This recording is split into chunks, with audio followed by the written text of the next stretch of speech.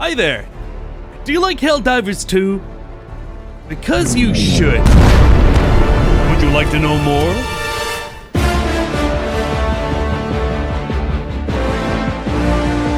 Today I'll be talking about the eradication of all alien life within the game of Helldivers 2. I'll be propagating about the bug, the machine, and liberty. As your elected propaganda officer, I'll be showing off the butt clenching, the ball stretching, Good God, and the eye-popping cinematic moments, and how robots give gamers PTSD. So join me as I dive deep into Helldivers 2. Helldivers 2 is what happens when humans find out aliens aren't fuckable. It is a 4-player horde shooter that pits you up against the odds with a whole galactic map with galactic consequences. You are a Helldiver from Super Earth, basically a Starship Trooper mixed with a Halo ODST. The game itself is heavily inspired from Starship Troopers, Halo, Lost Planet 2, and Dance Dance Revolution. Super Earth itself is a radical, liberal authoritarian government which is completely satire, where being a patriot is a must. If you question Super Earth, you will be re-educated. Everything is super on Super Earth. There is Super Hamburgers, Super America, a Super George Washington, but that means there was a Super Hitler. Super Earth is under assault from Norwegian socialists that have ascended from their mortal coil to the bugged and Asmongold streaming room. Who are these horrid monsters? Well, let's take a closer look. The automatons are socialists and hate democracy. These robots are used to be body enhancers. Now they download pirated Genshin Impact with space viruses, giving up their old culture for the new one. This 97-year-old automaton still serves Coke the old-fashioned way, with death. Oh my god! Oh my god! Oh my god! Whoa! Did he just say the N-word? These machines boast heavy armor with no soul inside, so launching an ICBM into a machine's equivalent of a kindergarten is not considered a war crime. The Zerg, Terminates, are the bugs that live in your walls, but instead of eating your insulation, they eat you. So what did Super Earth do with these bugs? They literally milked them for oil. Just like the whales of the 18th century, these bugs are craved for. But unlike the whales, the buggers are fighting back by forming unions and game-ending the families of the white-collar worker. But, as the old saying goes, if they don't speak English, they can speak to God instead. The actual fidelity of the graphics to the art style looks great, and I mean every part of it. The lasers hit the mark, and the explosions blow your socks off. Nothing looks better than dropping an airstrike on some stupid bugs. Created on the Autodesk Stingray engine, which went defunct 6 years ago. This means this game engine had no support from the original developers or updates for 6 years. Details. See the snow in Red Dead 2? They have it! See that shotgun? The bullets disappear off the side when you run out of ammo. See that revolver? You can either speed load it or load it 1 bullet at a time. Plus, it has a really cool animation when you bring it out. draw. And most enemies telegraph their attacks like an Elden Ring boss. Enemies don't have health bars, but from a glance, you can see how much damage you've done with real wounds you inflict. And it doesn't even stop there. It's insane how Arrowhead put together something that works and plays better than any Unreal Engine trash that Epic Games shits out. And the gameplay is pretty simple. Difficulty can be scaled from 1 trivial to 9. Helldive. Playing on 9 is like getting your balls cooked over a deep fat fryer. I personally do not like getting my balls cooked, but it is a really good experience if you're in the mood. Next, you'll pick missions on planets that might be contested by enemy forces. Most of the time, you'll be doing major orders. This can either be kill bug or repossess a planet from their last owners. Once landed, you have a variety of objectives to complete, from clearing out bug homes to did that tree just talk in binary? Here is a Helldiver fighting a Bile Titan. Look carefully at the I really wish I wasn't here right now button. Side objectives, there are a few. My favorite one is illegal broadcast, as it really fits the theme of Super Earth propaganda. They are never wrong, and if you think so, I'll be sending you to the death pit. On your outings, you might find things like rare samples. It's not that bad. These are used to upgrade your ship, reducing cooldown rates or increasing damage of flamethrowers. If you lose your samples on a mission, you will once again be sent to the death pit. So, don't lose them. You have a large amount of primary weapons to pick from, like the Concussive Liberator, a weapon used for riot control. But Starcat, how can a gun that fires bullets be used for riot control? Just like you use water on a fire, you saturate the area. You could also go for the America gun, the Incendiary Breaker, which cooks while it shreds. I like the Jar 5 Dominator, a literal high-explosive bolter. This will insta-kill smaller enemies. It can also penetrate larger ones. That's right, Helldivers has a functional armor system. Some automatons and bugs have higher armor than your weapons. Which means the player will need to think on their feet, not just brain-dead shoot something with an overpowered gun.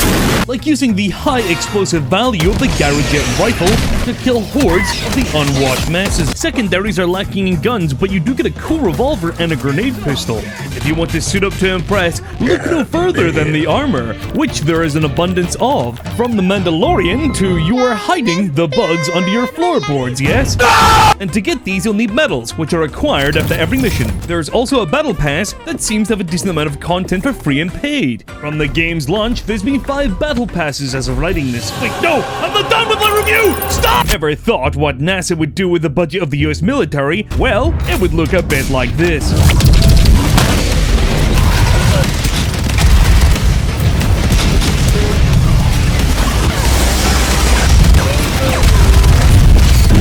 Stratagems are the Dance Dance Revolution part of the game. They range from support backpacks, guns, mechs to, oh no, my finger has slipped, and I have called the 500-kilogram bomb on my teammates.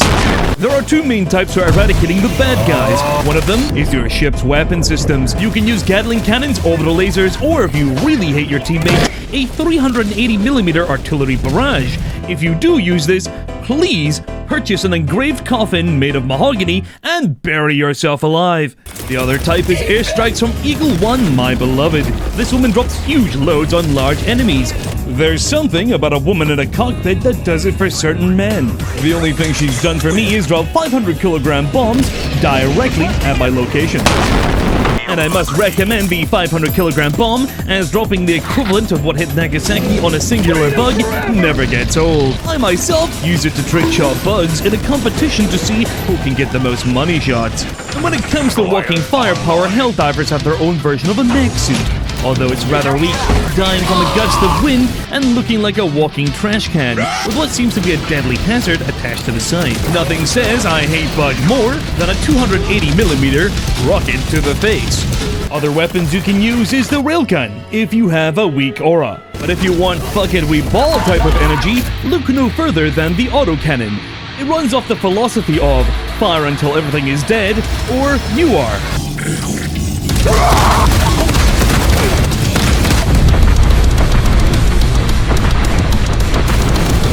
Light that fucker up! Go, go, go, go! Get him! Get him!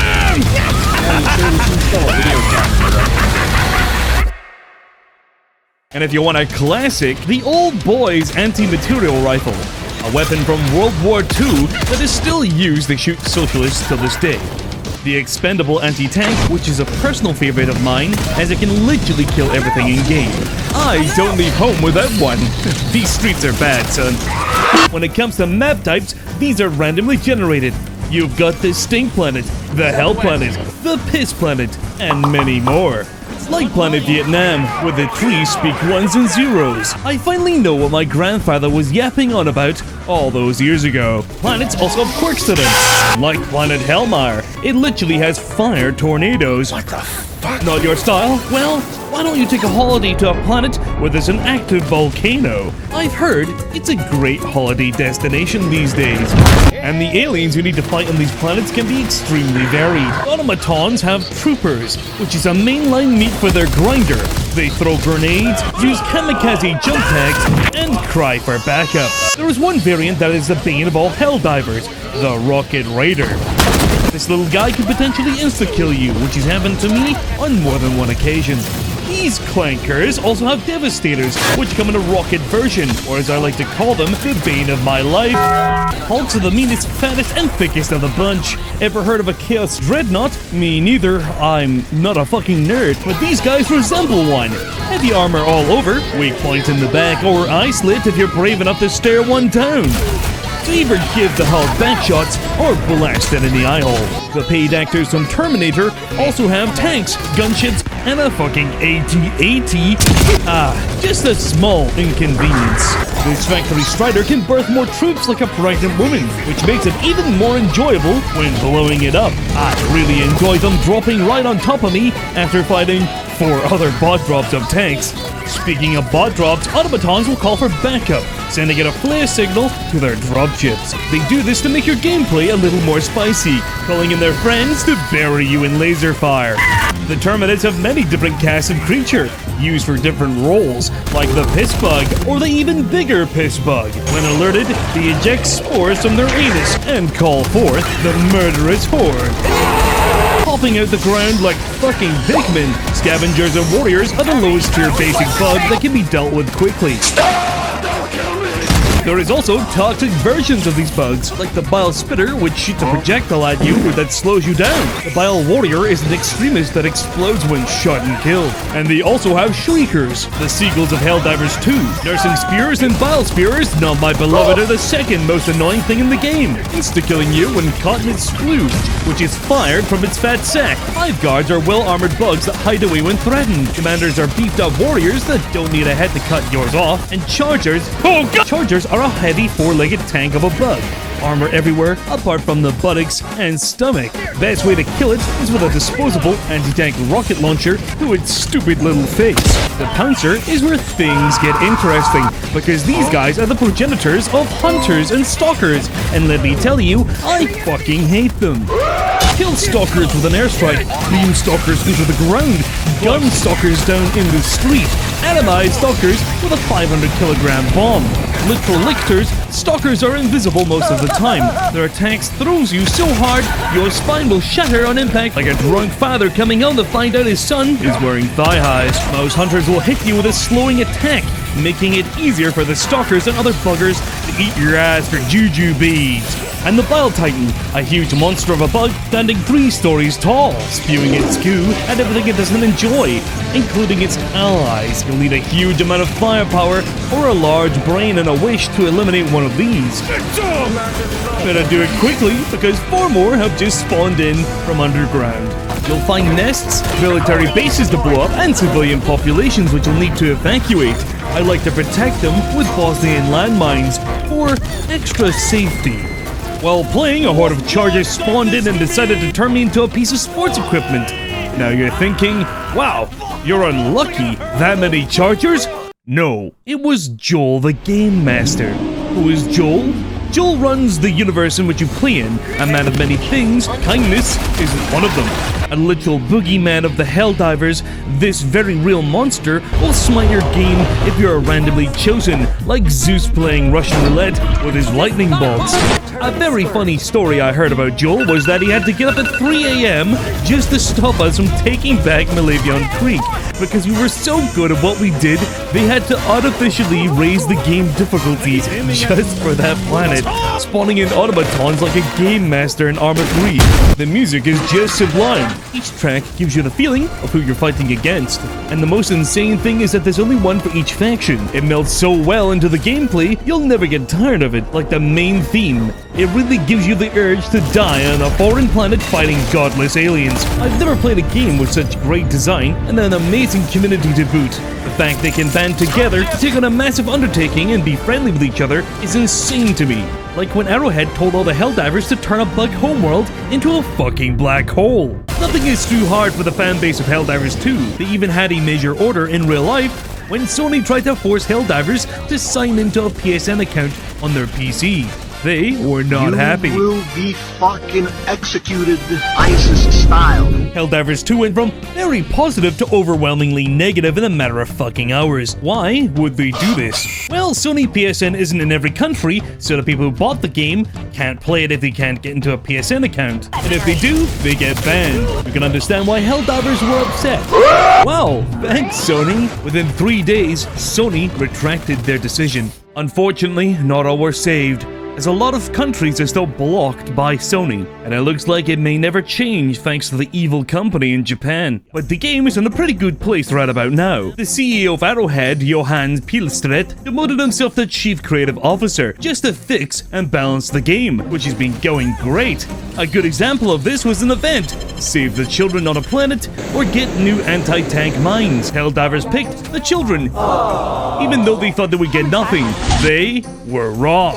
After the end of the event, Johan donated $4,000 to a children's charity with the message, since Helldivers community chose to save the children, Arrowhead will do the same. He didn't even need to do that. Johan really put the soul back into gaming. So please give Helldivers 2 a second chance, even if you've already played it. The game has improved by so much since Johan has taken over, and it seems like nothing bad will ever happen to Helldivers 2 now.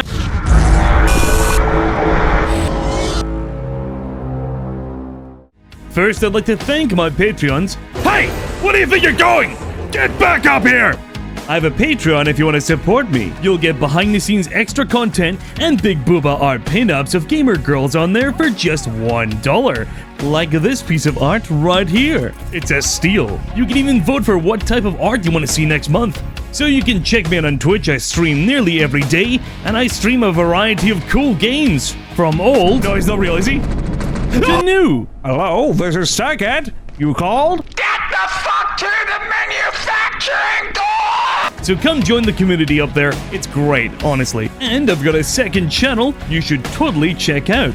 I must thank the current Patreons as well. They are super chads for sticking with me for this long. And if you were wondering where I was all this time, I had some health complications. But don't worry, they're getting sorted out. Anyway, more videos are coming, and goodbye.